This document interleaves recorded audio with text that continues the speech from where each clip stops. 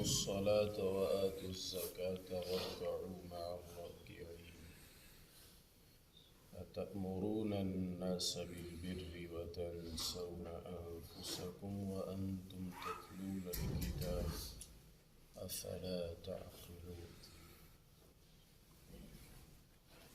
صدق الله العظيم. تھوڑا سا سامنے ہو جو نماز پڑھ رہے ہیں.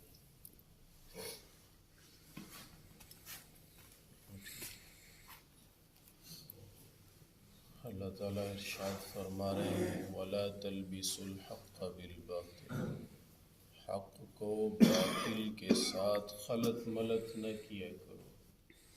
حق کو باطل کے ساتھ خلط ملط نہ کیا کرو، پتہ ہی نہ چلے حق کیا ہے باطل کیا ہے.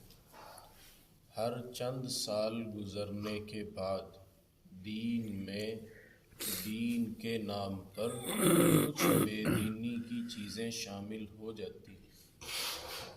ہر چند سال کے گزرنے کے بعد دین میں دین کے نام پر کچھ بے دینی کی چیزیں جو دین نہیں ہوتی شامل ہو جاتی ہیں. اس لیے اپنے علماء سے اپنے خاص خوشی غم کے مواقع پر رہنمائی لیتے رہنا چاہیے کہ اس موقع پہ یہ سب کچھ ہو رہا ہے، اب آپ ہمیں بتائیں کہ اس میں سے دین کیا ہے اور دین کیا نہیں ہے، تاکہ ہم خالص حق پہ چلیں اور جو دین کے نام پہ دائیں بائیں کی چیزیں دین بن کر شامل ہو گئی ہیں ان سے ہم اپنے آپ کو بچائیں. اللہ فرما رہے حق کو باطل کے ساتھ خلط ملط گڑ مڈ نہ کرو. آگے ارشاد فرمایا وَتَكْتُمُوا الْحَقَّ وَأَنْتُمْ تَعْلَمُونَ، تم جان بوجھ کر حق بات کو چھپاتے ہو، جان بوجھ کر حق بات کو چھپاتے ہو. یہ یہودی علماء سے بات ہو رہی ہے، یہودیوں سے بات اللہ تعالیٰ فرما رہے ہیں کہ یہ تمہاری خصلت ہے کہ حق کو جاننے کے باوجود تم چھپا لیتے ہو. پیارے نبی علیہ السلام کے پاس ایک کیس لایا گیا یہودیوں کے معاملہ میں. وہاں ان کی تورات میں اس کی سزا زیادہ بنتی تھی. انہوں نے اس امید پہ کہ شاید قرآن پاک کے کچھ فروعی احکامات تورات کے علاوہ ہے نا، تو جا کے ان سے فیصلہ کراتے ہیں شاید کوئی گنجائش نکل آئے. جیسے ہمارے ہاں مریض کرتے ہیں نا، ایک ڈاکٹر پرہیز دسدا اگلے کو کھلوا لیندے ہیں جا کے. ایک ڈاکٹر کہتا ہے تم نے یہ چیز نہیں استعمال کرنی، کہتا ہے کوئی نہیں کھو ڈاکٹر کو جاؤں گے وہ کھول دے، وہ پرہیز اس سے پھر دوسرا والا بتا دے. ان کے ذہن میں یہ تھا کہ شاید ایسے کو کھیل ہے. ہم اپنی کتاب میں دیکھ رہے ہیں حکم سخت ہے اس کا، ان کے پاس جائیں گے وہ کوئی شاید نرمی والی بات بتا دیں. تو آپ علیہ السلام نے فرمایا کیا تورات کے اندر اس کا حل موجود نہیں تھا؟ کہتے نہیں تورات میں تو نہیں تھا. حضرت عبداللہ بن سلام رضی اللہ تعالیٰ عنہ یہودیت سے مسلمان ہوئے تھے. انہوں نے بتایا کہ اللہ کے نبی جی وہاں موجود ہے، تو آپ ان سے کہیں تورات لے کے آئیں. تورات آپ نے منگوا لی. تورات منگوائی تو انہوں نے جہاں حکم لکھا ہوا تھا وہاں ہاتھ رکھ کے ایسے ایسے کریے. آپ نے فرمایا ہاتھ تو اٹھاؤ. اس ہاتھ جہاں ہاتھ رکھتے تھے وہاں اس کے نیچے اس کا حکم لکھا ہوا تھا. تو اللہ تعالیٰ فرما رہے تم جان بوجھ کر حق کو کیا کرتے ہو؟ چھپاتے ہو. تکتموا، تم چھپاتے ہو، الحق، حق کو، وانتم تعلمون، تمہیں پتہ بھی ہوتا ہے، حقیقت کا تمہیں علم ہوتا ہے، جان بوجھ کر جانتے بوجھتے. آگے ارشاد فرمایا اقیموا الصلاة وآتوا الزکاة، نماز قائم کرو، زکوٰۃ کا فریضہ ادا کیا کرو، وارکعوا مع الراکعین، اور رکوع کرنے والوں کے ساتھ رکوع کیا کرو. نماز کے بارے میں قرآن پاک میں 700 سے زیادہ مقامات پہ صراحتاً، اشارتاً، کنایتاً اللہ تعالیٰ نے ارشاد فرمایا ہے، نماز کی تاکید فرمائی ہے. تو یہاں بھی اللہ تعالیٰ نماز کے قائم کرنے کا حکم ارشاد فرما رہے ہیں. وَآتُوا الزَّکَاۃَ، اور زکوٰۃ کا فریضہ ادا کیا کرو. ہر آدمی کو سوچنا چاہیے کہ پچھلے سالوں میں جو غفلت میں زکوٰۃ نہیں دی، یہ مطلب نہیں کہ وہ معاف ہو جاتی ہے، فرض سر سے اترتا نہیں قضا کیے بغیر۔ ایک آدمی نے توبہ کر لی، اس کا یہ مطلب نہیں پچھلی زندگی کی ساری نمازیں معاف ہو گئیں، نمازوں کی قضا ذمہ ہے۔ ایک آدمی نے روزہ چھوڑنے پہ اللہ تعالیٰ سے توبہ کر لی تو وہ روزہ بر وقت نہ رکھنے کا گناہ تو معاف ہوا، لیکن وہ روزہ تو ذمہ ہی ہے۔ فرائض قضا سے ہی پورے ہوتے ہیں، قضا کرنے پڑتے ہیں۔ ما فاتکم فقضوا، جو رہ جائے یہ نہیں کہ رہ گیا تو رہ گیا، فقضوا اس کی قضا کرنی ہے، حدیث پاک کے اندر واضح ہے، اس کی قضا کرنی ہوتی ہے۔ تو پچھلے سالوں کا بھی دیکھنا چاہیے۔ وَارْكَعُوا مَعَ الرَّاكِعِينَ، اور رکوع کرو رکوع کرنے والوں کے ساتھ۔ زکوٰۃ کے معاملے میں حضرات کہتے ہیں جی ہم نا بغیر حساب لگائے خرچ کرتے ہی رہتے ہیں۔ بھئی دین کا جو حکم جیسے آیا نا اس کو ویسے پورا کرنا ہوتا ہے۔ جو صدقات ہیں نا ان کے بارے میں ہے کہ آپ بغیر حساب لگائے خرچ کرتے رہے نفلی۔ جس چیز کا اللہ نے حساب لگانے کا حکم دیا ہے اس میں حساب لگائیں گے، جو دین کا حکم جیسے ملا اس کے مطابق اس کو پورا کریں گے۔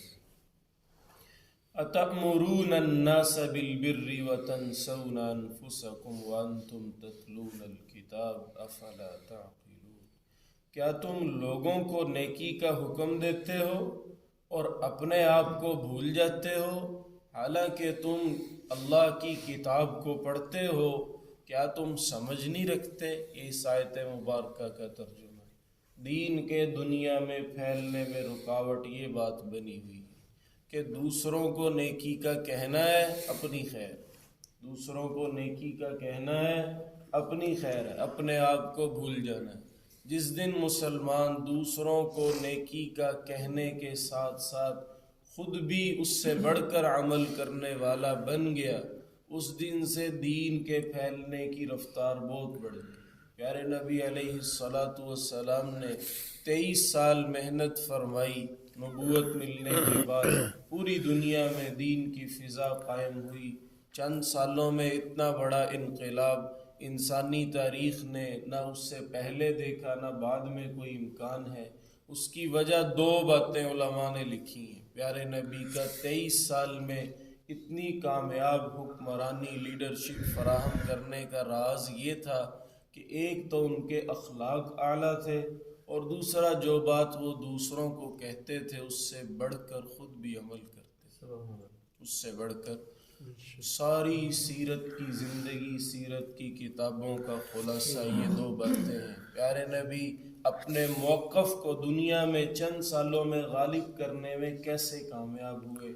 ایک ان کا رویہ، عادات اور اخلاق بہت اعلیٰ تھے، اور دوسرا وہ صرف زبانی کلامی صحابہ کی تربیت نہیں، جو بات صحابہ کو قول سے منتقل کی ہے پھر پیارے نبی نے اس پہ عمل بھی ان کو کر کے دکھایا ہے کہ جو بات تمہیں کرنے کا کہہ رہے ہیں نا اس کے کرنے کا طریقہ یہ ہے۔ جیسے حضور سے ہمیں اقوال ملے ہیں، اعمال بھی ملے ہیں، اعمال بھی ملے، اقوال کے ساتھ اعمال ہوں تو دین پھیلتا ہے۔ صرف اقوال اقوال اقوال، باتوں کی قوالی۔ حدیث پاک میں آتا ہے ان اللہ یبغض البلیغ من الرجال، باطنی انسان کو اللہ پسند نہیں کرتے۔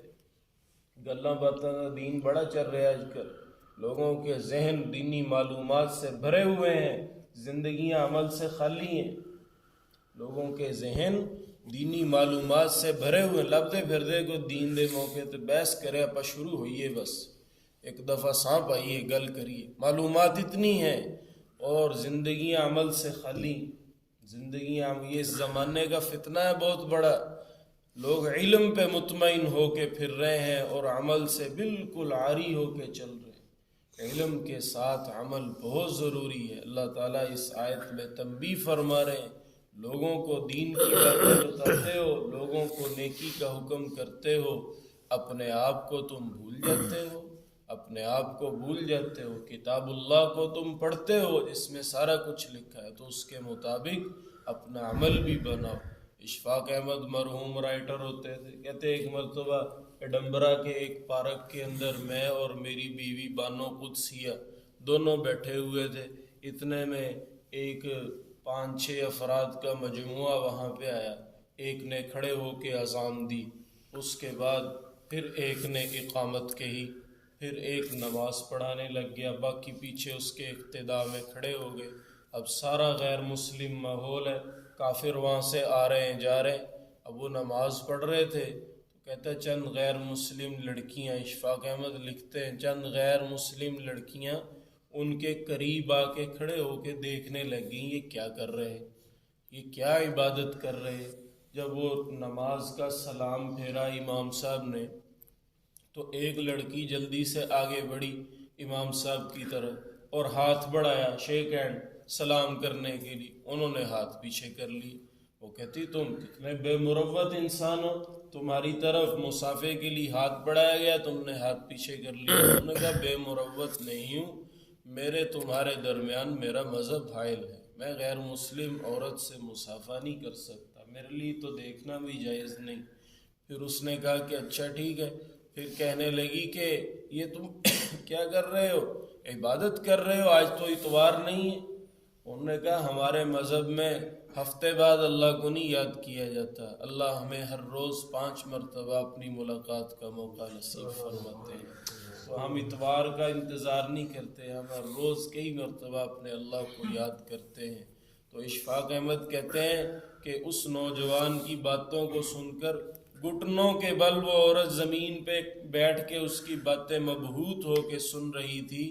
کہتے اس منظر کو دیکھ کے میں نے اپنی بیوی بانو قدسیہ سے کہا اسلام کے موضوع پر 100 کتابیں لکھی جاتی تو اتنا فائدہ نہ ہوتا جتنا ان نوجوانوں کے ایک چھوٹے سے گروہ نے اپنے عمل سے اسلام کا پیغام پہنچایا ہے، اپنے عمل سے اسلام کا پیغام پہنچایا ہے. اس لیے بھائیو ہم دنیا کو اسلام بتا تو رہے ہیں، دکھا نہیں رہے. دنیا کو اسلام دکھا نہیں رہے. اسلام دکھے، مسلمانوں کی زندگی کے ذریعہ سے غیر مسلموں کو نظر آئے، پھر اسلام پھیلنا بھی شروع ہو جائے گا. ہماری کتابوں میں اتنی پیاری باتیں، محاسن اسلام، اسلام کی خوبیاں لکھی ہوئی ہیں، لیکن ان کتابوں کو غیر مسلم تھوڑی پڑھ رہے ہیں. وہ تو ہمارے ساتھ معاملہ کر رہے ہیں، ہمارے ساتھ تجارت کر رہے ہیں، ہماری معاشرت کو دیکھ رہے ہیں. جب ہم اسلام کو اپنی زندگی میں ڈھال کے پیش ہی نہیں کر رہے تو پھر غیر مسلموں کو ہم کیوں کہہ رہے ہیں کہ وہ اسلام کے قریب نہیں آ رہے اور اس طرح اور اس طرح. تو اللہ تعالیٰ نے ارشاد فرمایا ہے کہ تم اپنے آپ کو نہ بھول جایا کرو، جب نیکی کا دوسروں کو حکم کرو خود بھی عمل کرو. افلا تعقلون پہ آیت کو ختم فرمایا کہ سمجھ حاصل کرنی چاہیے، سمجھنا چاہیے بات کو. یہ سمجھ کیا ہے اس آیت کی کہ جو جس بات کا علم پاس ہے اس پہ عمل کرنا یہ سمجھداری کی علامت ہے، اس پہ عمل کرنا یہ سمجھداری کی علامت ہے. اللہ رب العزت ہم سب کو ان باتوں پہ عمل کی